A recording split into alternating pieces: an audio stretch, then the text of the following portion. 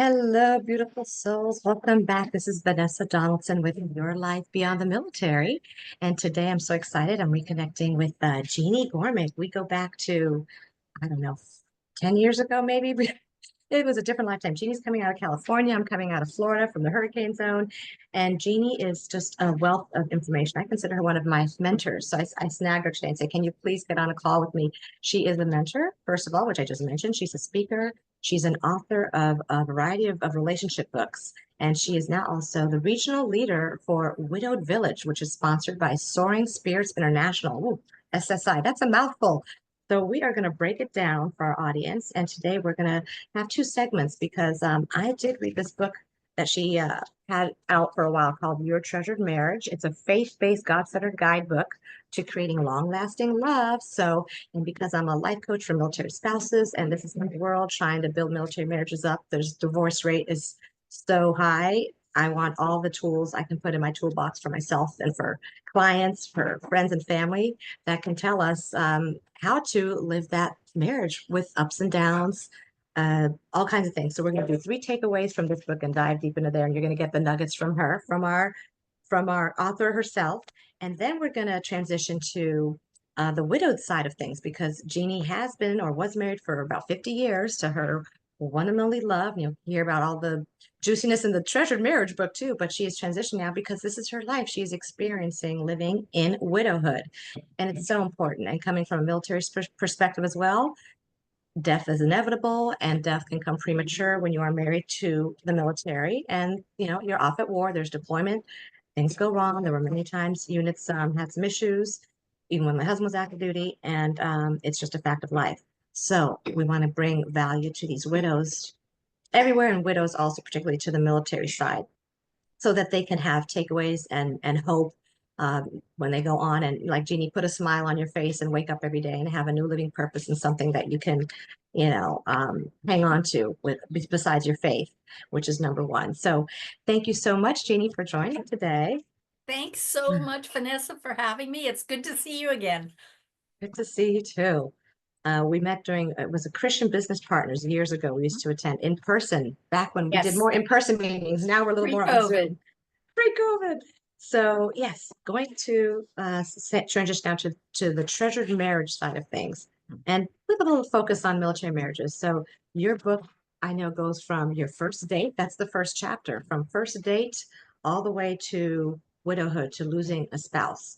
So tell us a little more about, the struggles, the emotions, the ups and downs, the loneliness, but three takeaways for our audience that we can just live with and grab onto if they can't read the whole book, and of course go on Amazon and buy the book.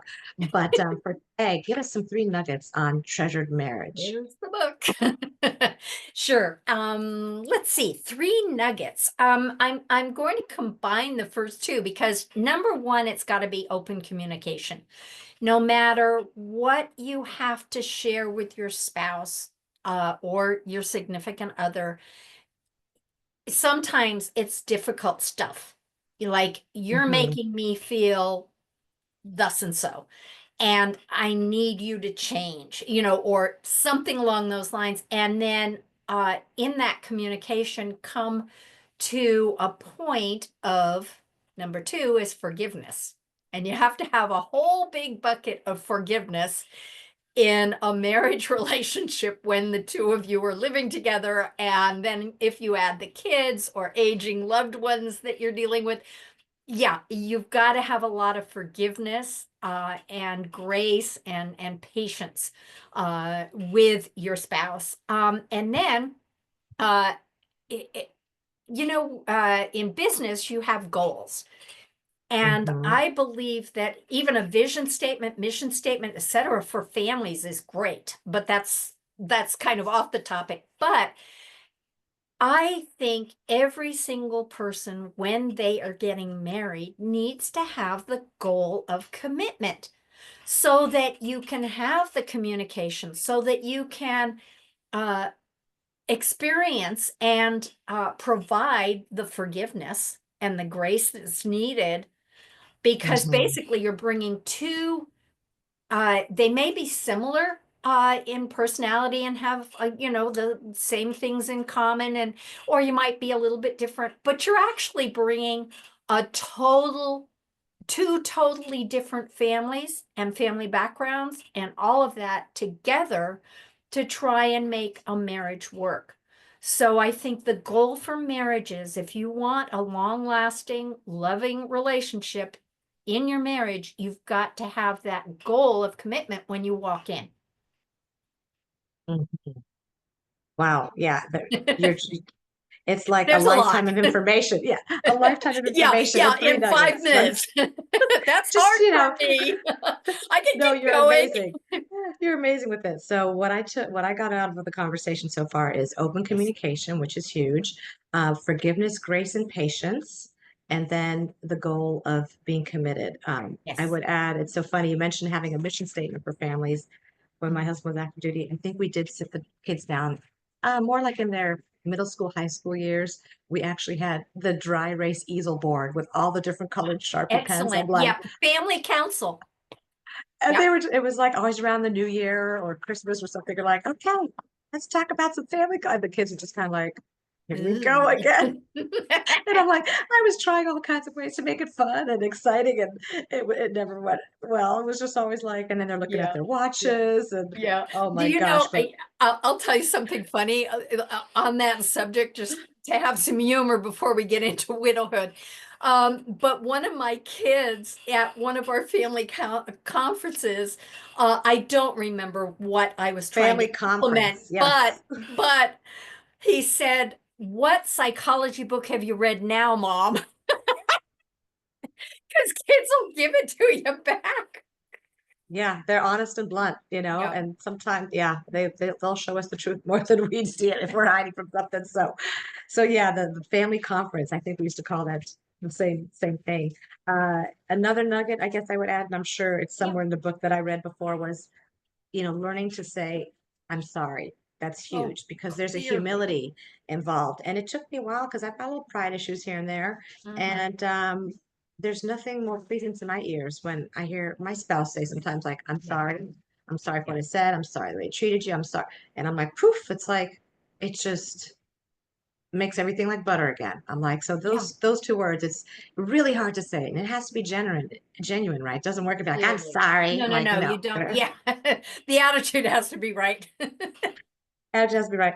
And then I've also done a lot of work in productive conflict because there is going to be conflict in a Yes. marriage. So that's all. You might have even come to one of my sessions I did with another productive conflict lady, Donna Shepherd.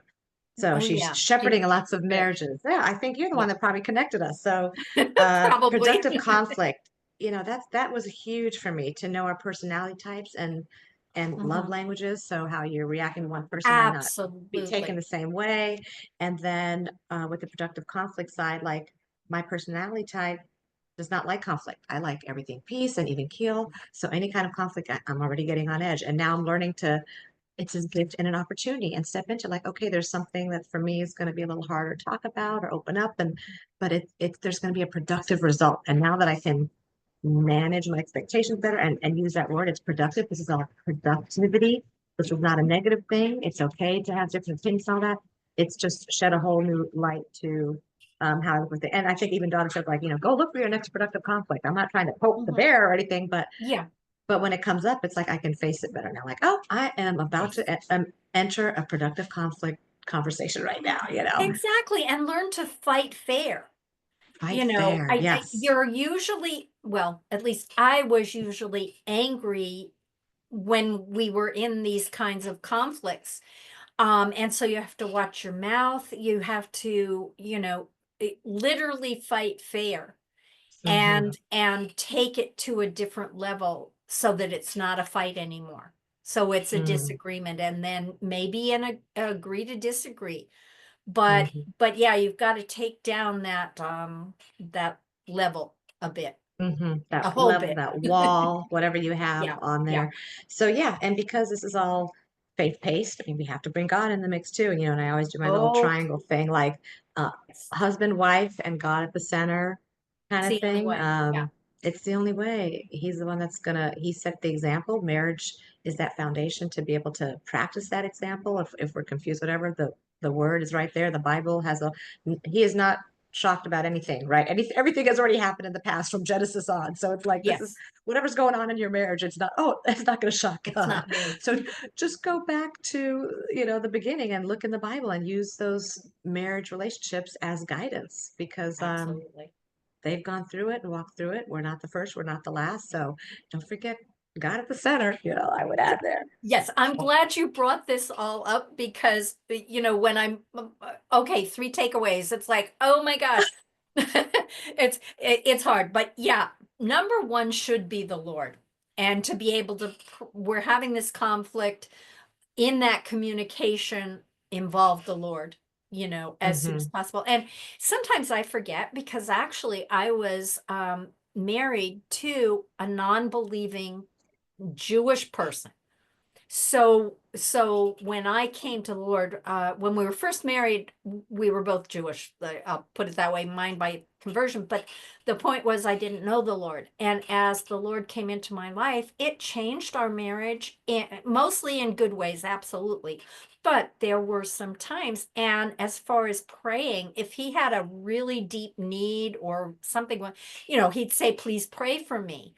But it Mm, wasn't the way believers pray together. And mm, so sometimes I forget that that's actually the biggest takeaway because this book says let's see, put it up for Trenchard. you, a God-centered guide to Hmm. create.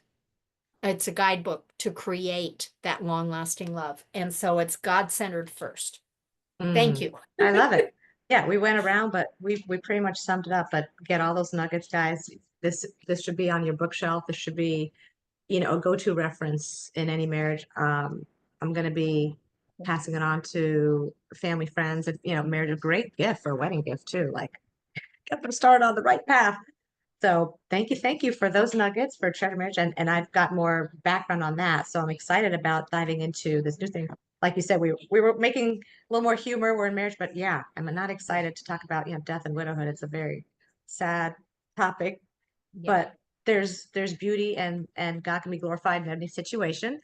So we'll transition now, since it has been almost like 15 minutes or so, and tell us a little more about um, the whole navigating grief. I think that was one of your latest blogs you just wrote too. Mhm, Um, mhm.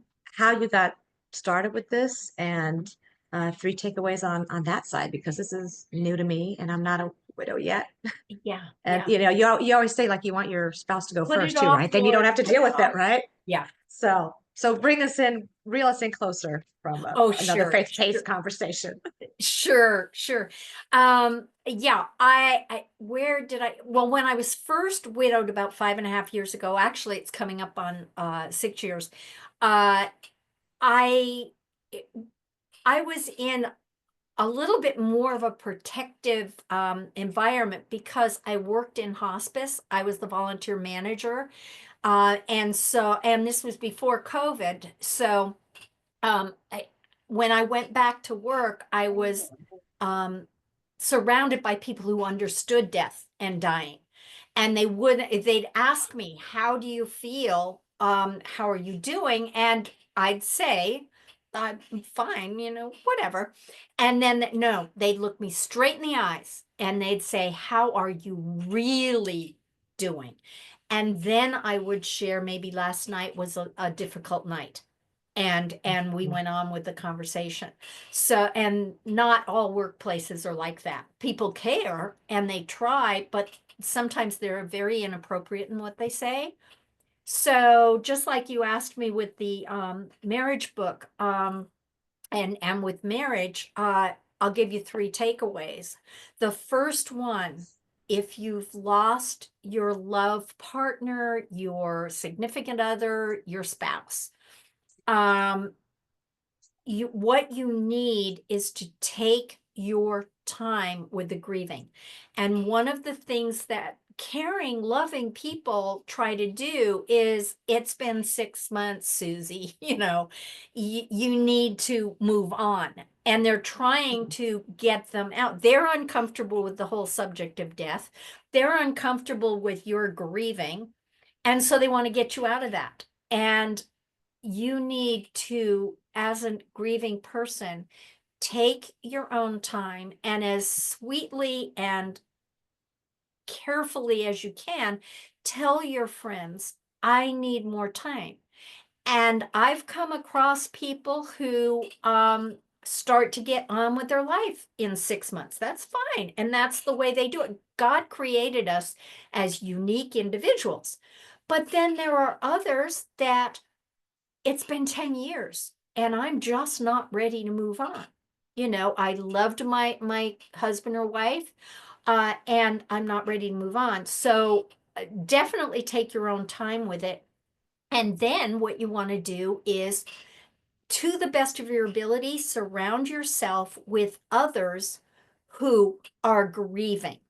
So perhaps it'll be a support group, maybe it'll be grief share, which is through the Mhm. churches, but something where as soon as possible after your loss and you've maybe had the memorial service, the celebration of life, whatever, then get around other people who understand your grieving. And oftentimes there's a counselor, at least somebody who's been trained in grief counseling. So that's step number one, if you can pull that off. And then what I did, I Googled trying to find a group of people who understood, but it wasn't a counseling type of situation. I was looking for something more social. And Mhm. the organization that helped me there was called Modern Widows Club, and they were very helpful. Now I've had the opportunity to come in touch with Soaring Spirits International, and through Widowed Village, I'm now a regional leader in South Orange County, California. And I have to specify because there's orange counties around the country. But I just started in September. I have been a facilitator in my former life, so I understand how to do that. But here is the type of stuff that we have available. This is for somebody who's newly widowed or considers themselves newly widowed. And I always have these packets at the local social clubs. So it's Soaring Spirits International, and then we encourage our people to join Widowed Village. There's no cost whatsoever, but it's a method of vetting the people who come to our local events. By the way, Soaring Spirits is international, so we have local groups and events in Canada. It seems to be primarily the United States, Canada, and then the British colonies, if you will. But it is global. And so that's number two. I would encourage them to surround themselves with the counseling at the beginning, and you'll know when you're ready to move to something more social. Because personally, I'm all about new beginnings. I'm all about maybe starting a business. And one of my books happens to relate to that, but it might be starting a business. It might be starting a new job. It might be moving. And just a caution here, not to make any major financial or any other decisions in the first year that you're widowed. Give yourself a year if you possibly can. And I know for me, staying in my own home where we raised our kids, that was a comfortable place. But a widowed person's home may not be comfortable anymore because they walk around and all they see is the mourning for this person who's gone. So that's very individual also. However, if they can put off making a major move in the first year or financial decisions, those kinds of things, it's a little healthier because you have a little bit more healing under your belt. And then number three, well, I've kind of led into number three, the new beginnings. Just to consider, what am I going to do with my life now? What is this new life going to be? And this is a journey.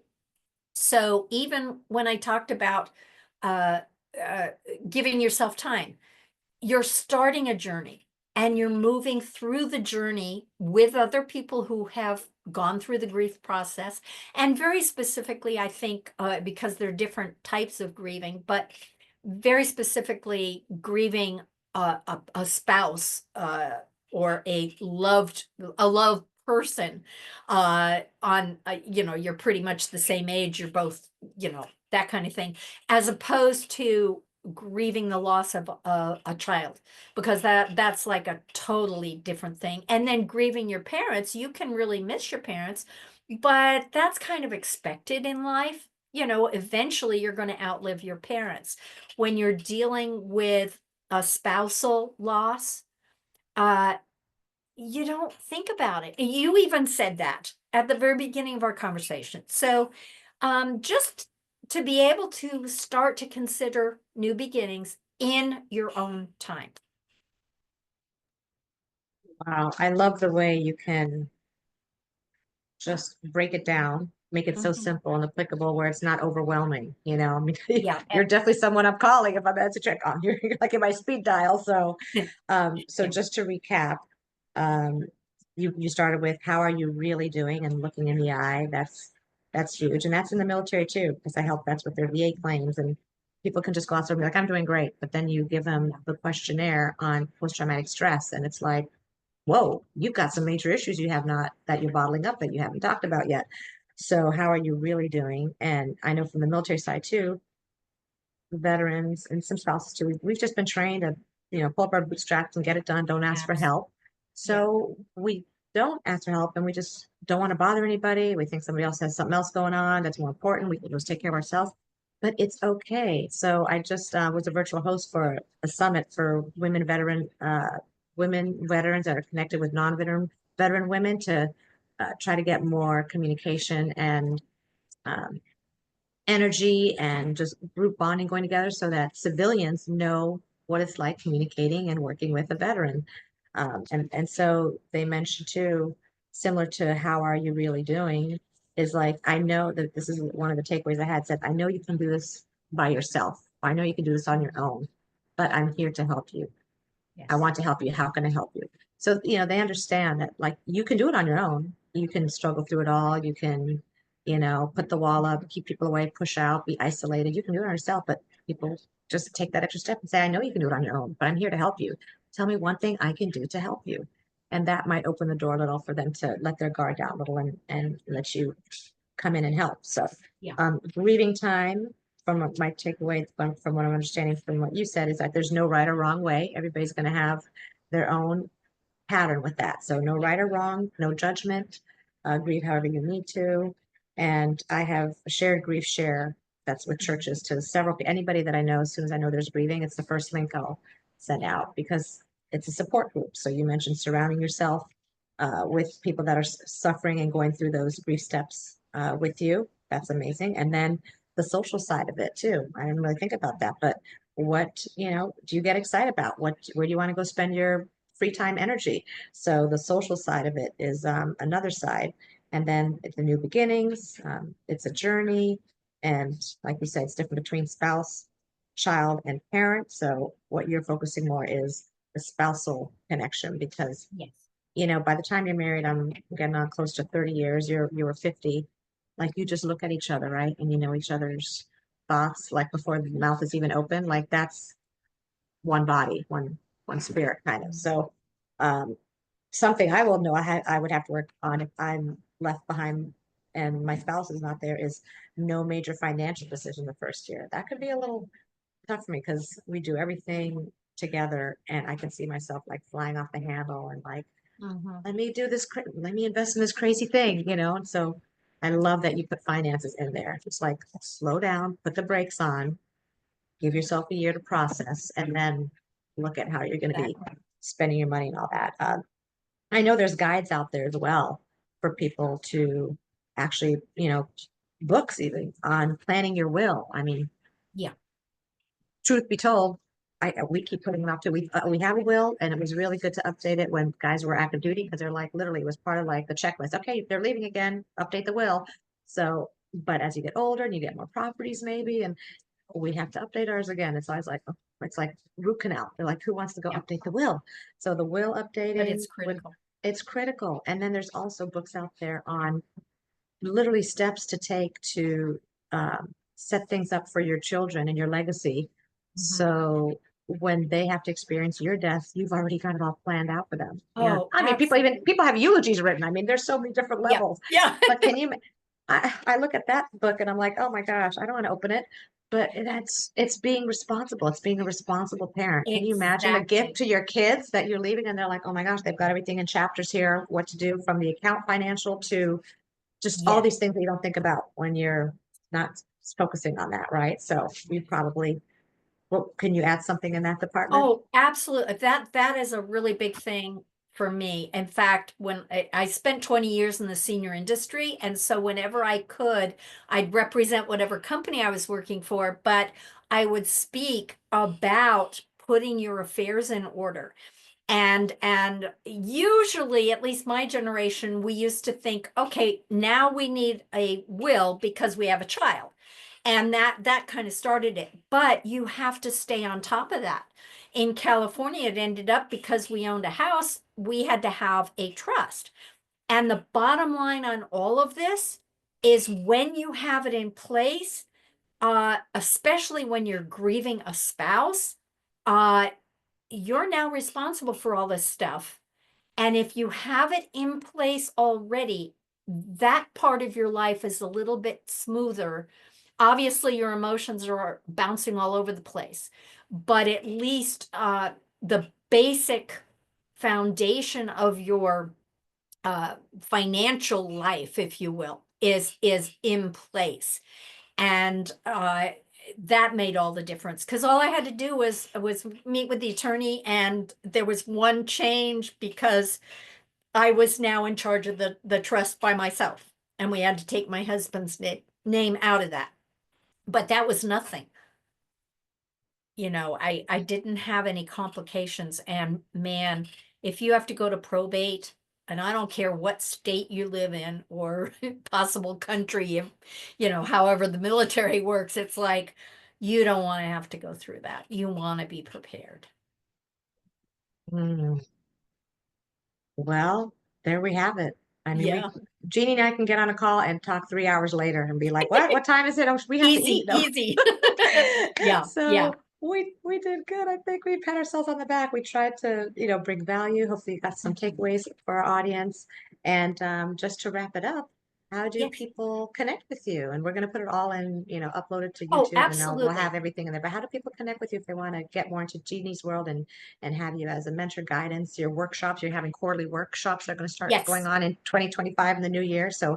excited about those coming. So Yeah. tell us about how to connect. Sure. I guess the easiest way I tell people, because my last name's a little unusual, and I think on your recording you'll see it, but if you spell my name correctly, and right now I'm redoing my website, but it's got the information.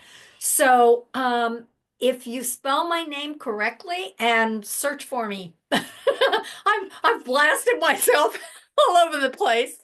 But as Vanessa said, she will have the listings because things are a little bit different with Soaring Spirits International, and that's just soaringspiritsinternational.org. And then you can go to the events, and that's Widowed Village.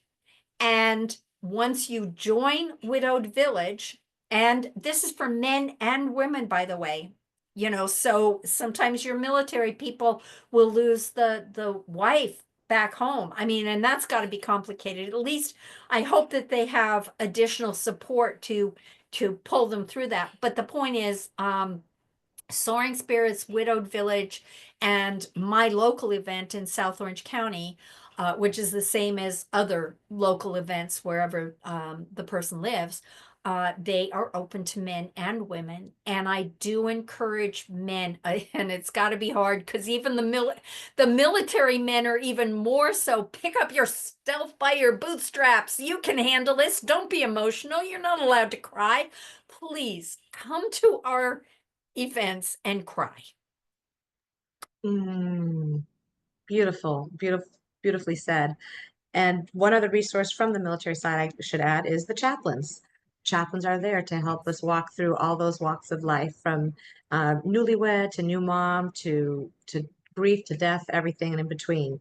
So I've got a couple of chaplains in my back pocket too. I said, can we ever reach out to you if I have a crisis with a military spouse or family? And I'm just a text away from them, where I can get them on a Yes. Zoom call or have them as a backup. I know there's a lot of taboo. People don't want to go the chain of command to a chaplain right in their husband's unit. They feel like it'll get Yep. back to the husband or something. So but it's a confidential conversation, unless I think if you're like, there's hurting yourself, that kind of thing.